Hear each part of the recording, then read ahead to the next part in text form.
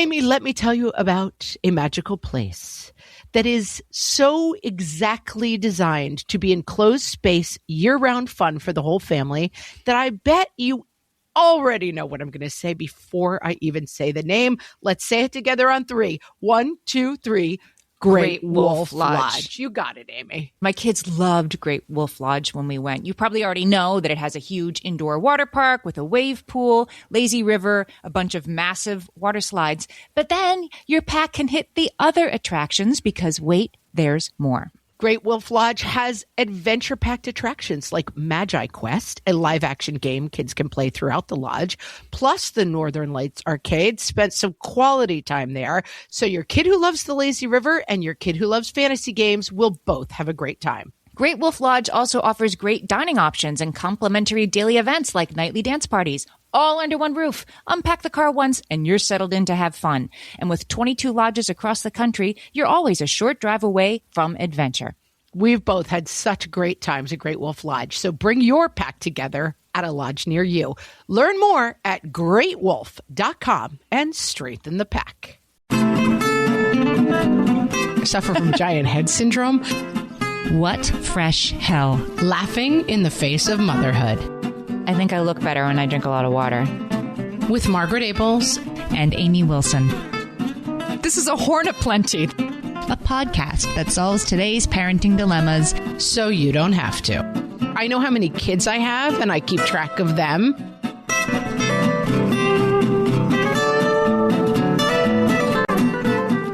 Hello, everyone, and welcome to What Fresh Hell? Laughing in the Face of Motherhood. This is Margaret. And this is Amy. How you doing, Margaret? I have my announcer voice on for some reason this morning. I'm like, what fresh hell? Laughing in the face of motherhood. I'm doing medium. Amy, I'm a solid medium. How are you? I'm doing good. I'm feeling ready for spring. I'm really, I'm excited. Well, that's irritating. Things are looking up for me. What do you have to be so jolly for? My God. I'm excited about this topic because this is one of those, it was a happy accident topic. It was maybe 2 weeks ago. I'm going to quote Margaret. She said, "My mom definitely helped me have the perspective that it's a useless metric for life." This was about Jordache jeans. Sorry, that you were the only one not with the cool jeans in middle school. Correct. Your mom helped you have the perspective that that was a useless metric for life and that you might spend a year being unhappy, but that your classmates were shallow monsters. And I said that I wanted to do a whole episode on these useless metrics for life because I think there's a lot of them. I feel like I do have to do a quick revisit because last week I was speaking about my parents in the context of like, you can't get pizza from a Chinese restaurant and that they're good and bad at stuff. My dad, I want to say, listened to an episode of the podcast, like I want to say 3 years ago, where I said that perhaps he was not as involved with the kids as my mom. And he has yet to forgive me and brings it up like at least once a month. I mean, in a kind of a joking way, but he's like, are you still making that meme podcast about me? Like, that's basically his impression of the podcast. Should he let it go or no? He's not going to. He should make like Elsa and let it go. But last week, I was discussing my parents in this topic of like that they're a little bit more, they're practical people, you know? They're like, we'll skip the kindergarten play. We're not interested in that. And that my mom, sometimes I would not go for her perspective when I was looking for like, you are beautiful and great. Because my mom was... her great gift was to be very frank. I want to say I meant this as a positive thing. And if it did not come off that way, like I meant it as a true positive. And this is the greatest example. Like my mom, we don't curse on this podcast, but she was no bull, you know? Yeah. She was like, I'm not here to sugarcoat it. And she helped me have an amazing perspective on my life. And I'm extremely grateful for it.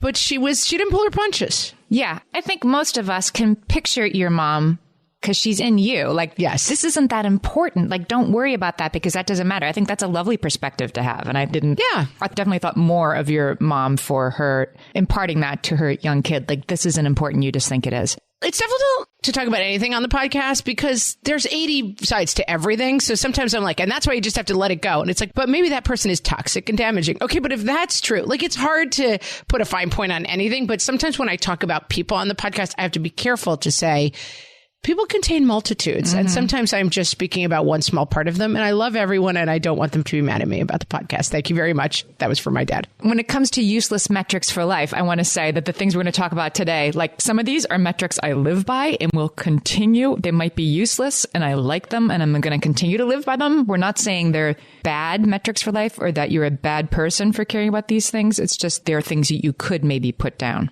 I want to put a fine point on this just for people who are like useless metrics. That phrase is not resonating with me. One thing that we talk about all the time is like a useless metric for your life is how much you weigh. That is the least interesting thing about you. Right. I don't care about it. I am a person who technically weighs more than most people think is correct. And I don't care. And we did a show a long time ago called Let's Not Care What We Weigh. And I'm not interested in how much I weigh. I'm very much not interested in how much you weigh. That is a useless metric to me for life. And it is something that I think a lot of women have been told is a central part of how valuable they are. But it is a useless metric. That's an example of a useless metric. Right. That's a useless metric for life. All right, we'll start with an easy one. The giant baby head circumference is often a useless metric. Did you have any kids with giant heads? Have we not discussed this, Amy? I come from a family of giant-headed people. I myself have a freakishly giant head. Like, I cannot wear my husband's hats. That's how big my head is. We are huge-headed people. It's like a characteristic in my family. One of my children's heads was bigger than my husband's when he was like 3. Yeah, like it was evident early on, this child cannot wear youth hats at the like they hand out the T-ball youth hats. So let's get another coach hat for this kid because the T-ball hat won't fit. That's me. Yeah. I can't wear hats. And I have to really think a tremendous amount about my hairstyle because a lot of things go really wrong on me because my head, Amy just spit out her coffee laughing. I'm so glad we don't do video because I don't want y'all to see our faces, but... Wait a minute. I thought this was a useless metric for life. Apparently it's something you have to give a lot of thought to if you have a giant head. No, it's still a useless metric, but my mom... So my sister and I had our first babies 6 weeks apart. I was first. And my mom, when I brought my oldest son home, was just staring at his head. And she was like, I don't know if I should talk to your other sister about this. Like, she was genuinely concerned. Like, I cannot believe how big this baby's head is. And should I somehow warn your sister that there's trouble afoot with the giant head genes? And I was like, I don't think that's useless. No, it's a useless metric. Like, what's she going to do? The baby's coming out anyway. Well, so I did a little research on this. There's a writer for Slate named Ruth Graham. And this is actually from, I got to give a double shout out to Michelle Wu, wrote about this for Lifehacker, an article, Your Baby's Head is Probably Not Gigantic. And her friend, Ruth Graham, was a writer for Slate, noticed that like her Facebook feed was full of moms saying like, my baby's head is 95th percentile, like 90th percentile, giant head here. And she was like, all of my friends have babies with supposedly giant heads. How is this a thing? So she looked into it, found out that the World Health Organization has this baby head circumference chart, but it's a worldwide chart. And like people in different parts of the world have, you know, bigger or smaller heads. So like 15 to 20% of babies born in the United States have heads that are supposedly 95th percentile for hugeness, but that can't be. I think my kids were like 115, but go ahead. So if you're listening to this and you're like, my baby has a giant head, like, first of all, you're not that special. Second of all, it's probably not something you need to worry about other than the hat sizes. I'm going to say I came in hot on this because I'm fascinated by head size because I suffer from giant head syndrome. But this is something I've never heard people discuss. The only thing I see is like that. It's like a wooden board, like a midwifery thing where you see all the like how dilated you need to be and the head coming through. And yes, somebody put that on our group for Mother's Day on the Facebook group. Yeah, I've seen that a lot. But I did not know that people were worried about the size of their babies' heads. I will also say that all of those kind of metrics, listen, I'm not a doctor, so take your advice from your pediatrician, not from a bozo with a parenting podcast, but a giant head with a giant headed bozo.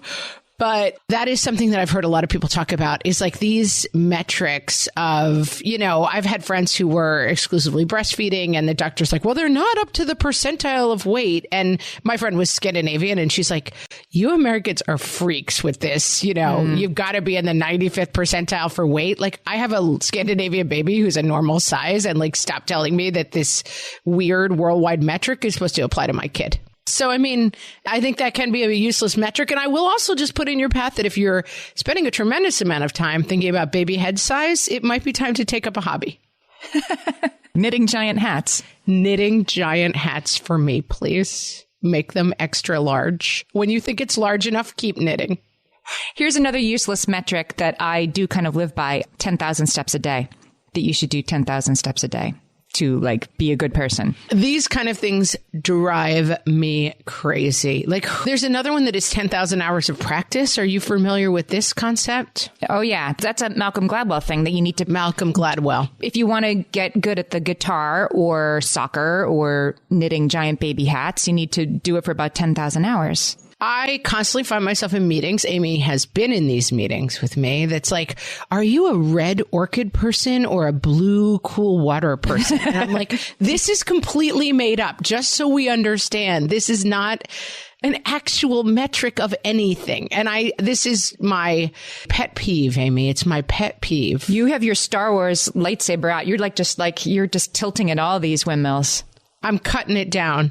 I think that sometimes these things make sense to us. And it's like, are you a gatherer, a burner, egret, or a giant slalom? And I'm just like, if this helps you to make decisions in a specific way, okay. But let's not act like this is formative text. This is something that a person completely made up. And sometimes I find, especially, I'm going to say women, especially in spaces that are dedicated to like personal empowerment, they get a little too into these ideas of like, well, see, I'm a blue fawn and that's why I can't ever blah, blah, blah. And I'm like, that's not a thing. You made it up. That's why I can't change the toner in the printer because I'm a blue fawn and we're not really good with hands-on. I'm not a fan. I was just at dinner with a bunch of moms the other night celebrating the like beginning of, our kids getting to like go places and see people again. The kids had an event and we went out to dinner afterwards, sat outside. And I was sitting with a bunch of moms who I find totally lovely, don't know that well, enjoy their company. And one of them said, I just feel like this group of us, we're eagle moms.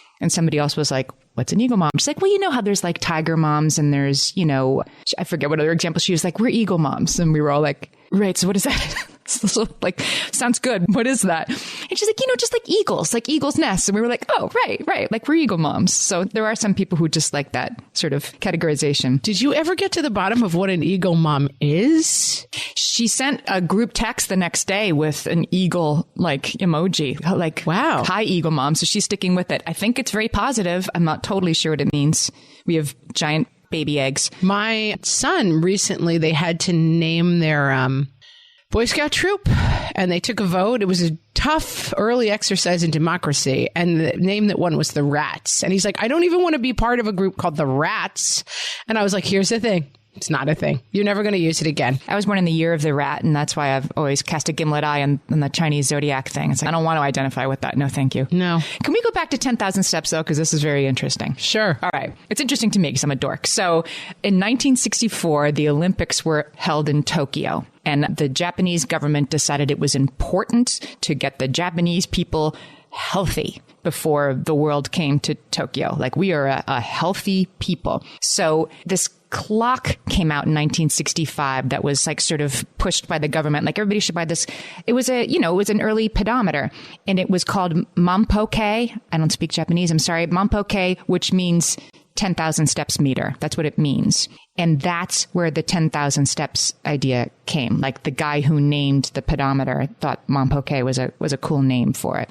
Amy, I don't know if you're an eagle mom, but you are a research dork. I can't believe you found this. This is exciting. Yes. And so there was recent research at Harvard Medical School, which looked into this because it would seem that, 10,000 steps is better than none. But is it really 10,000? So Harvard Medical School researched it and said up to like 7,500 steps a day, like 7,500 is better than 5,000. 5,000 is better than 2,500. Once you get past about 7,500, it's not accumulative at all. So you can stop at 9,500. See, I wear a Fitbit. Like, I will actually, I lost my charger. I don't have my Fitbit on right now, but Amy, of course you do. Because it makes you want to Like, here's where these metrics can be useful if it makes you want to get outside and be more active because you want to get that little, when you hit 10,000 steps on the Fitbit, it gives you like a little silent, like, it just taps in your wrist. Have you ever felt the joy of that tap? There is no joy in that for me. I don't need a machine to tell me I'm doing a good job, but this is the two kinds of people in the world. It's two kinds of people. You and my husband, and we have a couple friend, and we have friends, and it's like one member of the couple is obsessed, and she and my husband can talk for hours about closing their rings on the iPhone. It's like all they care about on earth. And then me and the wife were just like, this is not interesting to me. Like, why do I want a machine bossing me around? I don't want anyone telling me what to do. And I certainly don't want to voluntarily wear a device that tells me what to do. You know, if you want to be more fit, I have a quote here from James Clear, who says, measure to see if you're actually spending time on the things that are important to you. James Clear wrote a book called Atomic Habits, which is really interesting. So he says you do measure stuff. If it's important to you to be more healthy and move more, then get a Fitbit. If you don't want to be bossed around because you don't really want to move more, then do not count 10,000 steps. It's not a useful metric. No, wait, I have to push back. I can want to move more and not want to strap a device to my wrist. That bothers me. Yeah, absolutely. I guess, yeah, I'm saying like it can be motivational to some people. Like, do you count how many books you read in a year? Do you do anything like that? No. Yeah, he would say like tracking things. If you track how much you read, it'll make you read more. If you track how much you walk, it'll make you walk more. I'm good. Thanks. I do some reading and I do some walking. I'm all set. Yeah. Thanks a lot. I flip back and forth. Okay, we'll be right back with more useless metrics. For some of us, tax season is one of the only times that we look at our finances fully. And once it's over, well, that was terrible. And it is completely understandable not to want to think about it for another whole year. But using Monarch and being intentional with your finances in an ongoing way helps you see where your money is going and how you can put your refund to best use. We are here to tell you, simplify your finances with Monarch. Monarch is the all-in-one personal finance tool designed to make your life easier. It brings your entire financial life, budgeting, accounts and investments, net worth, and future planning together in one dashboard on your phone or laptop. Feel aware and in control of your finances this tax season and get 50% off your Monarch subscription with code FRESH. As you know, my husband and I are preparing to send, 3 kids off to college, and I cannot tell you how helpful Monarch has been in showing us our full financial picture, helping us to track our spending and reach important savings milestones. Our weekly meeting, Amy, it's now run by Monarch. Love it. Achieve your financial goals for good with Monarch, the all-in-one tool that makes money management simple. Use code FRESH at monarch.com for half off your first year. That's 50% off at monarch.com, code FRESH. At DSW, we ask the important questions, like, what shoes are you going to wear? Whether you're prepping for wedding season, festival season, or just planning the ultimate vacay, the right shoes can make or break an RSVP. So own the moment. You've got big plans, and we've got just the shoes. At the perfect price, of course. Get ready to get ready with Designer Shoe Warehouse. Head to your DSW store or DSW.com today and let us surprise you. All right, we're back. Amy, do we need to be drinking 8 glasses of water a day? No scientific study has ever concluded that 8 glasses of water a day is a thing. This was made up in 1945, the National Research Council's Food and Nutrition Board. That had to be just like 6 guys smoking cigars in a room, right? This is like a bunch of Mad Men guys. They were definitely not doing anything healthy right. In 1945 on the Food and Nutrition Board. They were like, mayonnaise is it. Just mainline mayonnaise. That's what you want to be doing. Right. More margarine. Margarine instead of butter, everybody. With a nice cup of coffee. And the powdered milk that my grandmother used to drink. So this is how they came up with it. If they figured every calorie of food that you intake, you should have a milliliter of water. Again, who made that metric up? I don't know. They're like, all right, so if we're going from that, if the average person should eat 2,000 calories a day, then that's 2,000 milliliters of water or 8 cups. And so that's where this 8 glasses of water a day came from. Also, let me tell you, 8 cups of water is like 3 glasses of water. Think about a cup, you know, like a glass of water is 2 cups, isn't it? I mean, I think a cup is a useless metric because it's so much smaller than I think it should be. Oh, yeah. Whenever I try to track my food, I'm like, a cup of pasta? I think I had 8 cups. Like, yeah. Right. Or a cup of cereal is a depressingly tiny amount of cereal. I mean, it's like a bite of cereal. You're right. There has been a slide here that 8 cups of water a day became 8 glasses of water a day, which is like 16 cups of water a day. Right. And like the water industrial complex is like working full time. Like we're all walking around with like a 6-liter bottle, a hydro flask. And I think we're drinking a lot of water. That's what I know. I do drink a lot of water. I'm thirsty all the time. Like I've like now accustomed to myself. Like I can't go to the mailbox without water in case I get thirsty. I drink too much soda. And sometimes I'm like, oh, I don't think I drank any water today. I think I had 3 Diet Cokes and that was all my liquid intake. And that does seem sort of gross. But I tell you what, all 3 of my kids do not drink soda ever. Ever. And I didn't put this in them. So they must be hearing this at school. This must be indoctrinated at school that like sugary beverages are not a good use of sugar, right? Like my kids are like, we'd rather eat sugar than drink sugar. I'm like, good for you. So they have water, but then I feel bad when I go to a restaurant and I'm like, I kind of want a Coke or a Diet Coke or something. And then they try to give it to one of my kids and it's for me. Again, I can't get interested in that. Like I like Diet Coke. They don't sponsor us. I drink it a lot, too much of it. I get that it's not good for me, but I also find that people who are like, you drink that poison. I'm like, you know what? Relax. Okay. Relax. Everybody calm down. I do think that I feel better. I think I look better when I drink a lot of water. You must have seen that meme where it's like somebody like drank like 3 gallons of water and like, look at her now. She looked like 40 years younger. Do you remember what I'm talking about? Oh, no, that's terrible.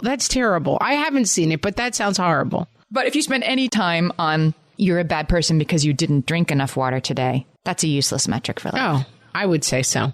I'm not interested. Is that a ring on the Apple phone? How much water you had? I don't know. I try when my husband starts talking to me about his Apple Watch, I just go to a special place in my head where I can't hear things.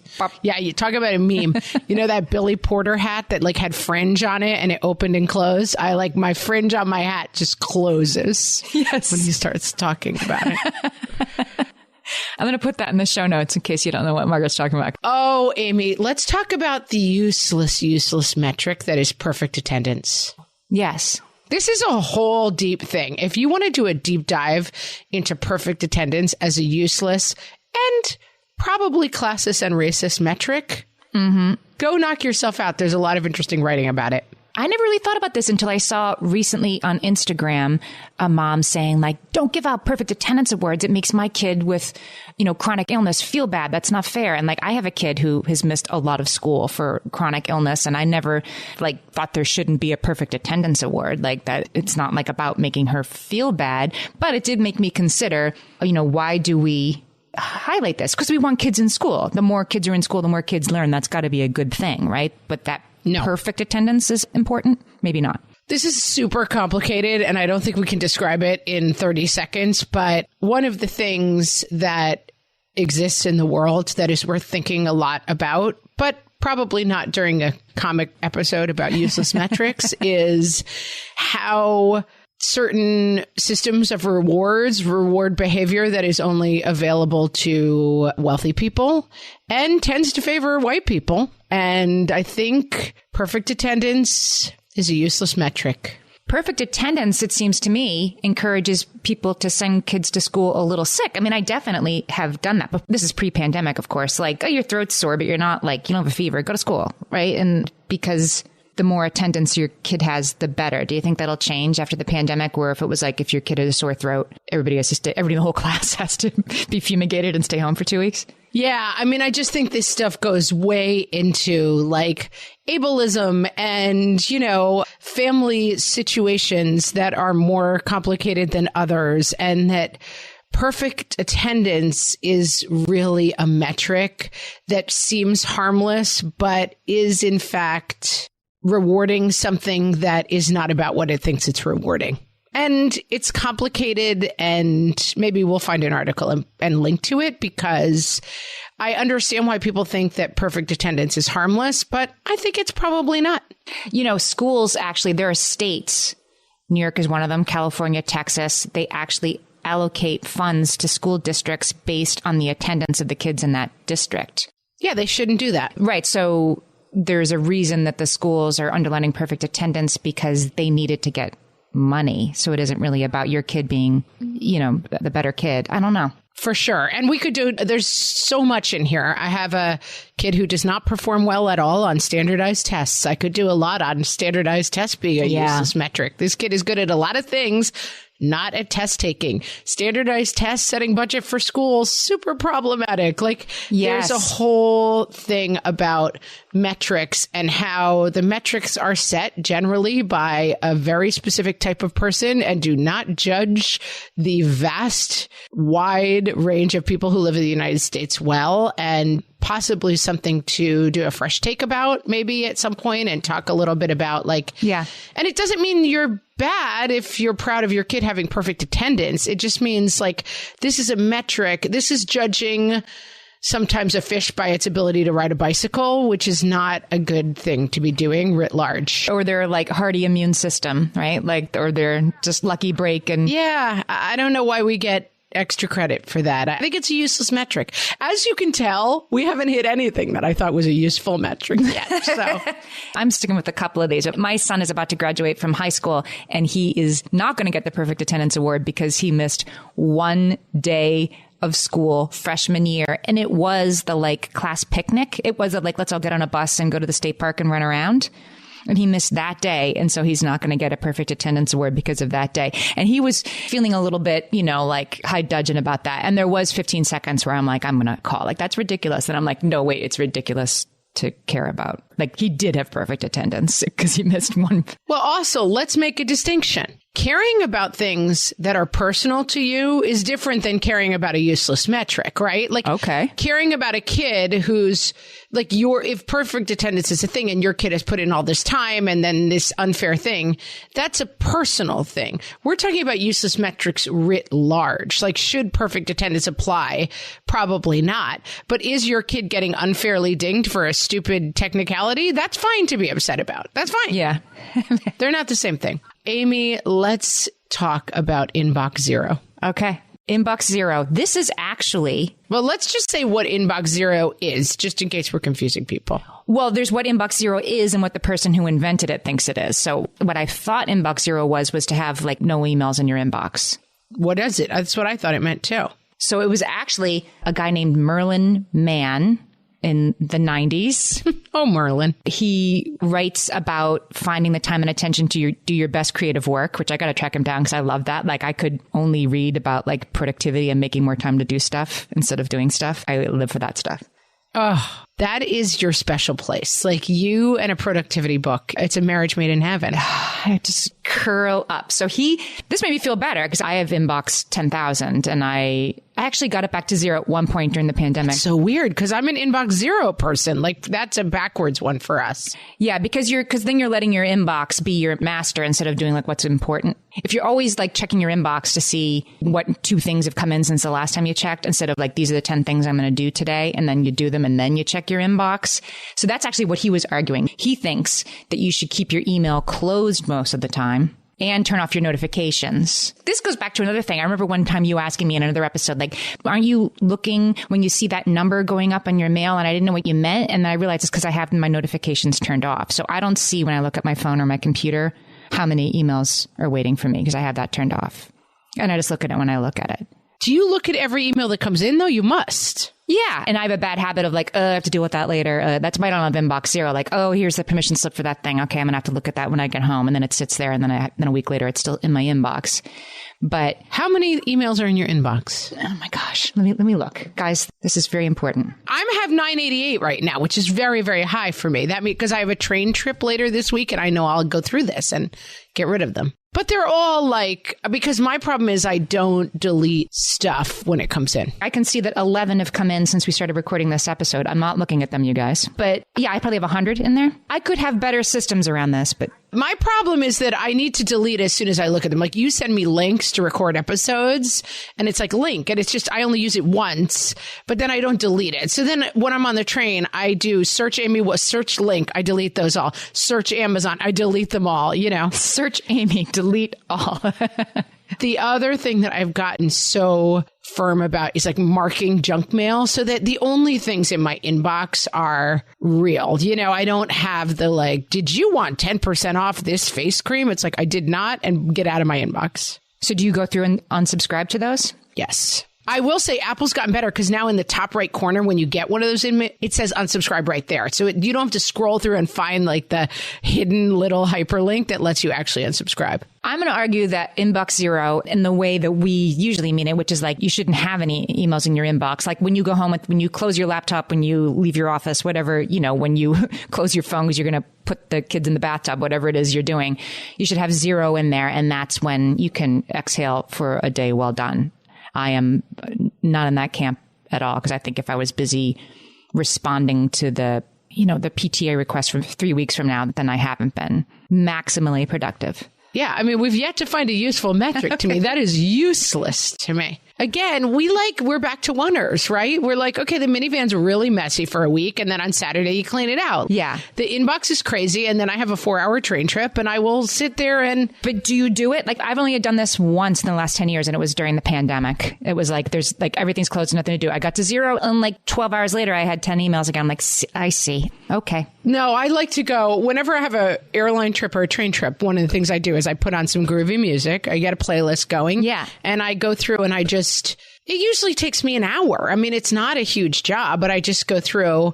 I have some folders where I'm like, I'll move that to correspondence. That's a nice note. Or I'll move that to like, what fresh hell? I'll look at that email again someday. That's how I'm going to be on all of these things. Your weight? Listen, I know when I can't fit anything in my closet, it's time to like chill out. I'm not interested in my weight. And then, it gets to a point that I'm like, it's time to go back to one a little bit. I know what that looks like. Okay. I do have a useless metric for life that my friend just put this on Facebook yesterday. She's like, if your leggings from last year still fit you, that is not a useful way to tell whether you're the same size as you used to be because your leggings have gently expanded to accommodate. Whose leggings don't fit them? I mean, is that even a thing? Well, your leggings do fit you, but when you go back to the pants with buttons, you may find that your leggings fit was not as useful a metric as you thought it was. Yeah, that's why we're wearing them, Amy. That's why we're wearing them. Tell your friend to slow a roll. Okay. We'll be right back. All my kids learned to swim when they were little. It was super important to me that they be confident and safe in the water. There was only one problem with that, taking them to swim lessons. I mean, the pools were freezing. There were always cranky adults doing laps right there. And it was definitely not, for any of us, what you would call fun. Amy, heard. But now there's Goldfish Swim School. Goldfish takes a really thoughtful approach to swim lessons, combining research-based teaching with a warm, kid-friendly environment that actually helps kids thrive in the water. Every detail at Goldfish is thoughtfully designed to create a golden experience, from shiver-free, warm indoor pools to comfy waiting areas for parents to professionally trained lifeguards on deck. Goldfish uses an approach called the science of swim play, which combines guided play with proven teaching techniques to help kids learn to swim, build water safety skills, and gain confidence all at their own pace.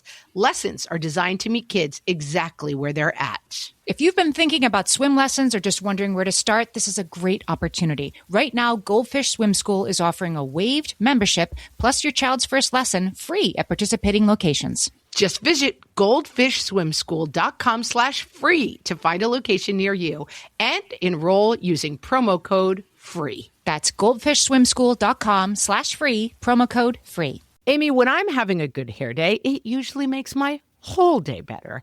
And that's why on every day, I'm taking Nutrafol. Nutrafol is the #1 dermatologist-recommended hair growth supplement brand, and it's the #1 hair growth supplement brand personally used by dermatologists. Nutrafol's hair growth supplements are peer-reviewed, NSF certified for sport, and clinically tested. Nutrafol offers multiple formulas for men and women tailored to different life stages and lifestyle factors, so you get support that's actually right for you.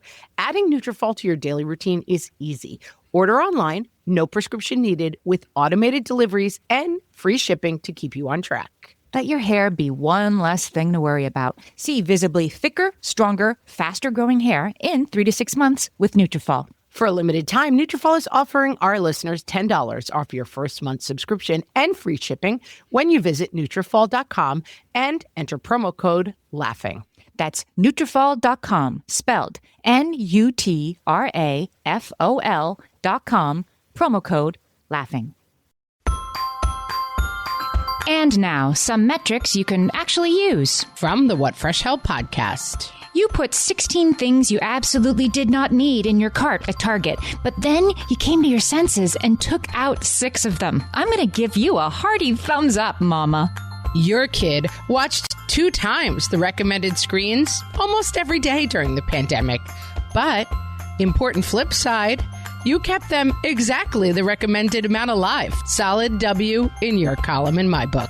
That pint of ice cream, you ate it right out of the container while standing in front of the open fridge. It's not like you put it in a bowl and actually enjoyed it, so let's not count it. You watched 9 episodes of The Circle on Netflix when you should have been getting some much-needed rest. On the one hand, a mistake. On the other hand, some hard-earned me time. Let's put this up as a tie and just move on. You were 15 minutes late to pick up, unlike your own mom, who forgot to come at all. Twice. That's a little thing we call improvement. High five. Good news. That person giving you unsolicited parenting advice, they have no children and have never spent any time around actual children. You are allowed and encouraged to completely ignore them. This has been some metrics you can actually use. From the What Fresh Hell podcast. So our friend Wendy Aarons just tweeted this last week on Twitter. It's blown up. I'll put the link in the show notes. She's gotten like 65,000 likes for this statement. A woman could have 4 broken limbs and massive internal injuries due to an epic battle with fire-breathing dragons. And the first question the doctor's office will ask is, what is the date of your last menstrual period? A useless metric for life. Yeah. I mean, yes, I get it. They want to make sure you're not pregnant before they start doing things to you. But it is like, I am now at an age where I'm just like, can we just say not pregnant? Because first of all, at my age, that's a hard date to come up with. Like, it's a little bit of all over the place and I have no idea. Mm-hmm. But I'm just like, can we just say, is there any chance you could be pregnant and skip it otherwise? Yeah, I feel like at the OBGYN, of course, they should talk about this. If like you're at the urgent care because you have something stuck in your eye, like it's not. We could skip it. We could skip it. Yes.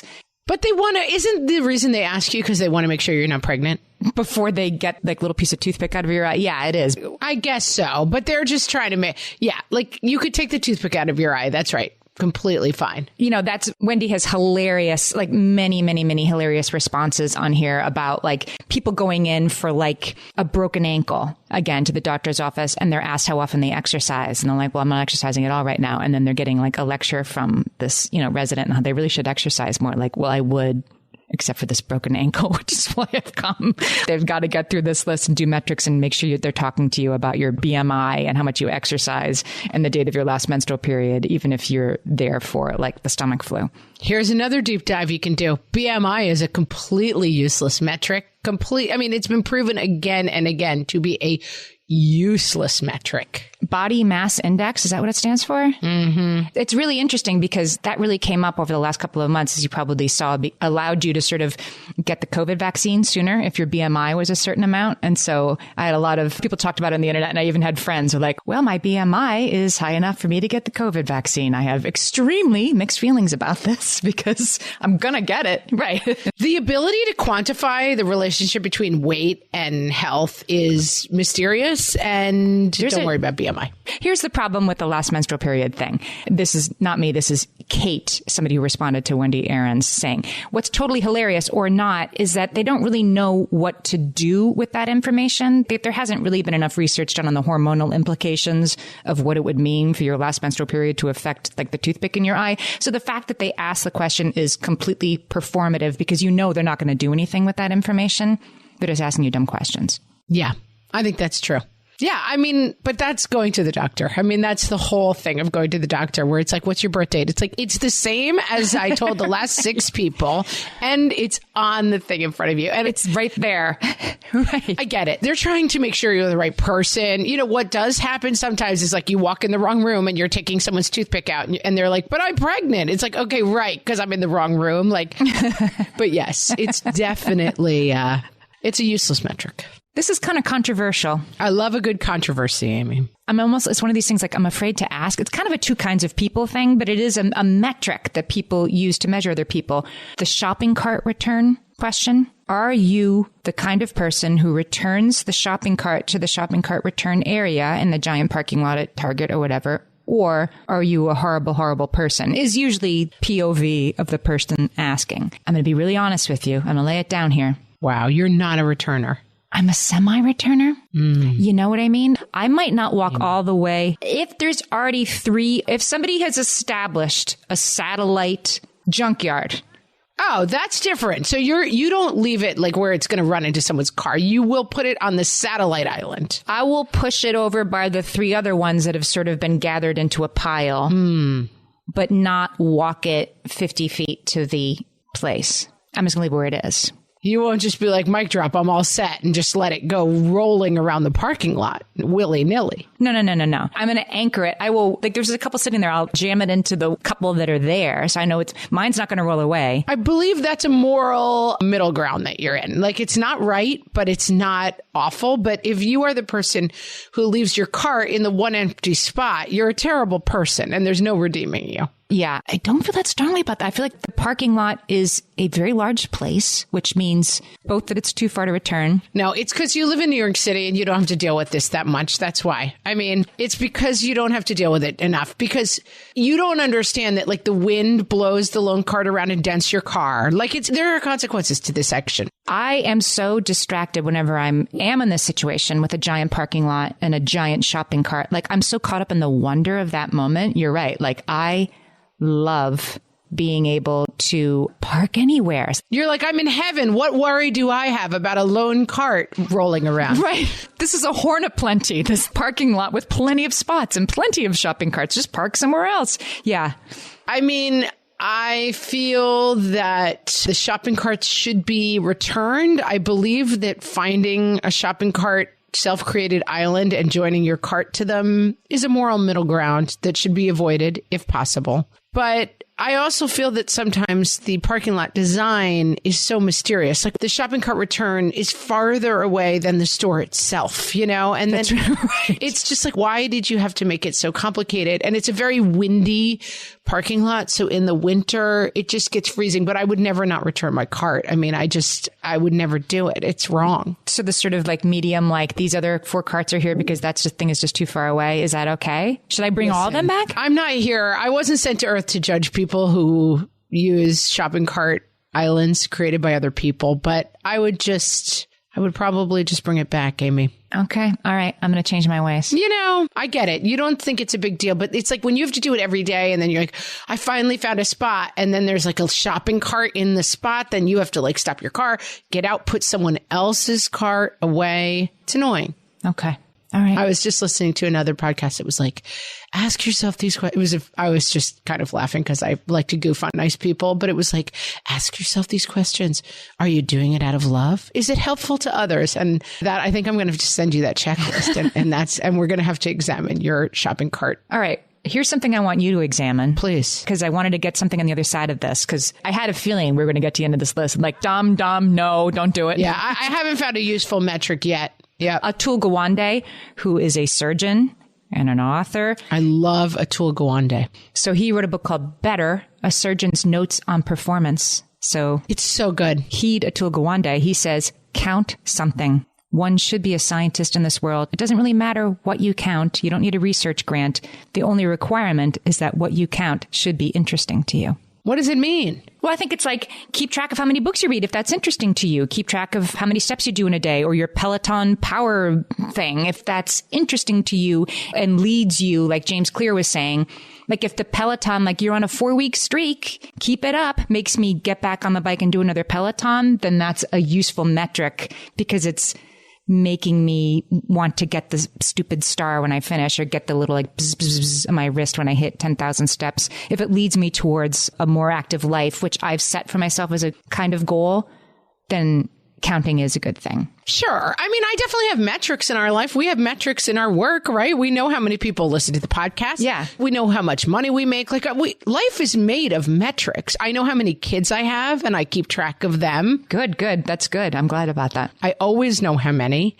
So yes, I think in that way, there are useful metrics. And sure, there's plenty of useful metrics, right? Like you want to know how you're doing. And I'm big on the idea of like, know the truth, because sometimes I find this when I try to, get back on track a little bit with my eating. I'm like, I had nothing to eat today. I don't know how I gained 6 pounds. Well, I did have those, that's why I write down food when I'm trying to get my act together, because of course you lie to yourself about everything. And so it's very useful to examine honestly what you're actually doing, and very easy to be like, I cannot imagine how this happened because I always blah, blah, blah, blah, blah.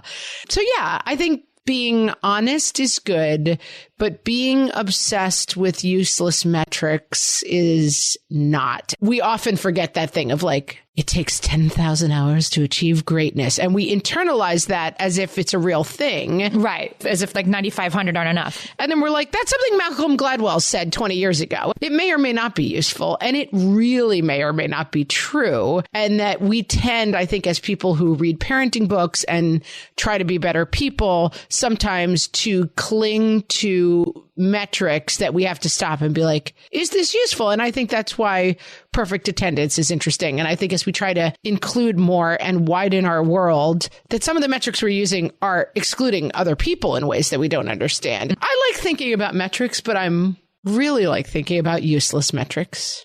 It makes me think of Michaeline Duclaff when we had her on the show a couple of weeks ago, and her book is called Hunt, Gather, Parent. She's a scientist, and when she would visit different civilizations around the world, the parents would have many, many fewer interactions with their children per hour than she did. Yes. So she watched a woman, and she was anthropological about it. She counted that this mom talked to her child about 3 times an hour. Like, put your shoes on, that kind of stuff. And then she tracked her own and realized she was doing 60 times an hour. And she tried to work it back down to 3 and how hard that was. And I guess, yeah, that's what I'm realizing talking about this, that it isn't 3 times an hour good, 5 bad. It's by counting, you will move. For her, for Michaeline, it was useful for her to move towards not being on top of her kid every second of every day. So if this metric helped her do a hard reset on that, and now maybe she gives her 25 instructions every hour, then it was useful. But it isn't. Yeah. You can't get trapped in like 3 is good, 4 is bad, 5 is start over, you've done a bad job. Yes. And we as a collective humanity mustn't get trapped in like,